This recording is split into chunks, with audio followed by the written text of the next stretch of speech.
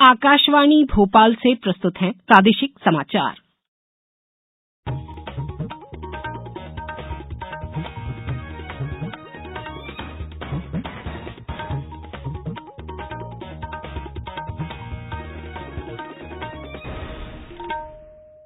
नमस्कार, समाचारों के साथ मैं राना शाहिद। पहले एक अपील। देश कोविड टीकाकरण अभियान के अंतर्गत 150 करोड़ टीके लगाने की दिशा में निरंतर आगे बढ़ रहा है।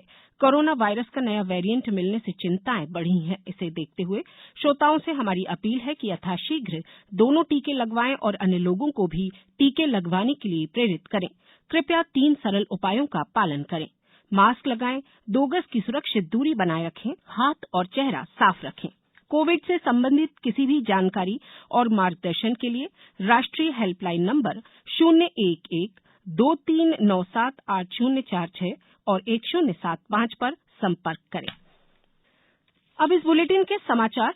पहले मुख्य समाचार।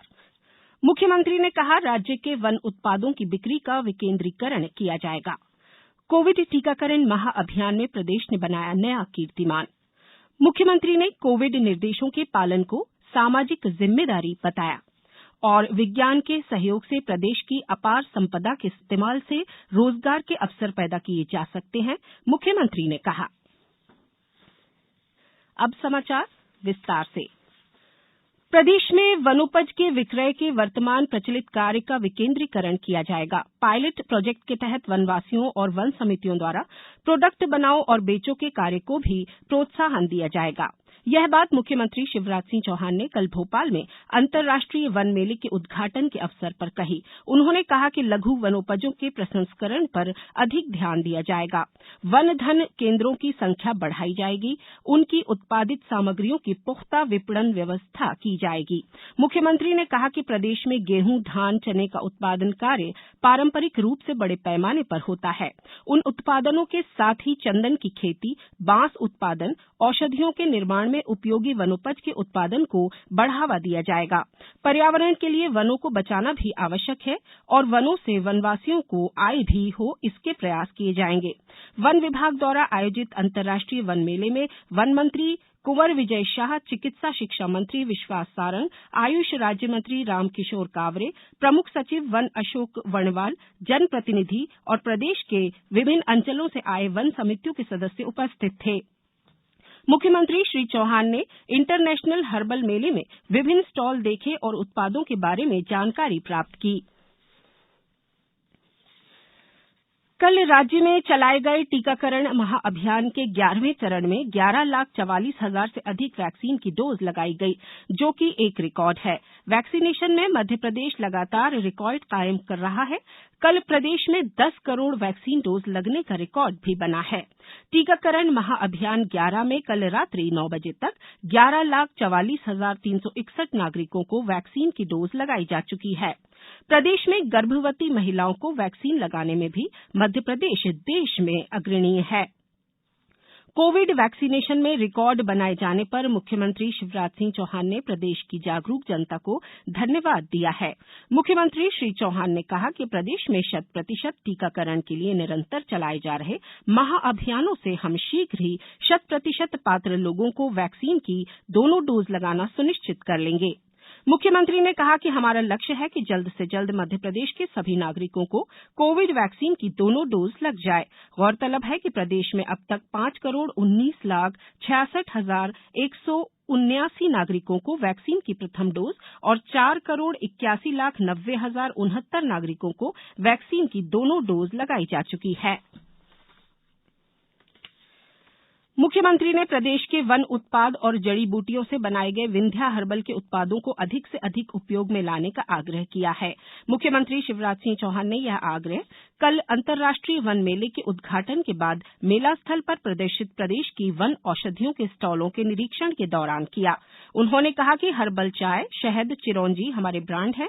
इन्हें खरीदकर प्रोत्साहन दिया जाना चाहिए। मुख्यमंत्री श्री चौहान ने कहा कि वन समितियों के सदस्यों के विभिन्न वन उत्पाद वन मेले में प्रदर्शित किए गए हैं, जो कि शुद्धता से भरपूर उत्पाद हैं। वेंटिलेटर पर जाने से अच्छा कोरोना की वैक्सीन लगवाना है, मास्क पहनना, सामाजिक दूरी का पालन करना और टीका लगवाना अपनी मर्जी की बात नहीं रही है। अब यह व्यक्ति की सामाजिक जिम्मेदारी है। मुख्यमंत्री शिवराज सिंह चौहान ने यह बात राजधानी भोपाल के बरखेड़ी स्थित रशीदिया स्कूल में बनाए गए टीकाकरण केंद्र के निरीक्षण के दौरान कही। उन्होंने कहा कि यह सुनिश्चित करना है कि लापरवाह व्यवहार से दूसरे व्यक्तियों का जीवन खतरे में नहीं डाला जा सकता। कोरोना संक्रमण की तीसरी लहर से अमेरिका, इंग्लैंड तथा यूरोप के कई देश प्रभावित हो रहे हैं। इन परिस्थितियों को देखते हुए कोरोना की तीसरी लहर से बचाव के लिए सावधानी जरूरी है। तीसरी लहर के संकट को देखते हुए यह जरूरी है कि हम जल्दी सतर्क हो जाएं। आजादी के अमृत महोत्सव के अंतर्गत प्रधानमंत्री नरेंद्र मोदी की अध्यक्षता में संपन्न राष्ट्रीय कार्यकारिणी की दूसरी बैठक में मुख्यमंत्री शिवराज सिंह चौहान वर्चुअली शामिल हुए। मंत्रालय कक्ष में वीडियो कॉन्फ्रेंस के माध्यम से मुख्यमंत्री श्री चौहान ने प्रधानमंत्री श्री मोदी के उद्बोधन को सुना। इस अवसर पर संस्कृति मंत्री सुश्री उषा ठाकुर, प्रमुख सचिव संस्कृति, पर्यटन और जनसंपर्क श्री शिव शेखर शुक्ला और आयुक्त जनसंपर्क डॉक्टर सुदाम खाड़े उपस्थित थे। अब समाचारों में वक्त है एक ब्रेक का।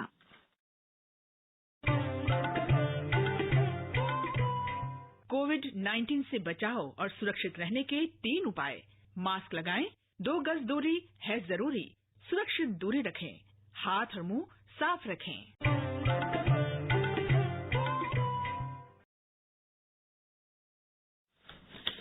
ब्रेक के बाद समाचारों में एक बार फिर आपका स्वागत है।